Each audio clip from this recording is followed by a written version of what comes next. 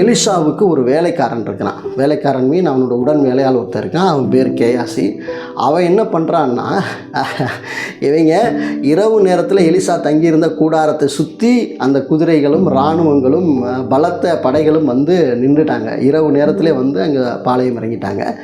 இந்த கேயாசி என்ன பண்ணுறான்னா 15ஆம் வசனத்தில் பாருங்கள், 2 ராஜாக்கள் புஸ்தகம் 6ஆம் அதிகாரம் 15ஆம் வசனத்தில், தேவனுடைய மனுஷனின் வேலைக்காரன் எலிஷாவுடைய வேலைக்காரன் அதிகாலமே எழுந்து வெளியே புறப்படுகையில் இதோ இராணுவமும் குதிரைகளும் ரதங்களும் பட்டணத்தை சுற்றி இருக்க கண்டான். அப்பொழுது வேலைக்காரன் அவனை நோக்கி, ஐயோ என் ஆண்டவனே, என்ன செய்வோம் என்றான்.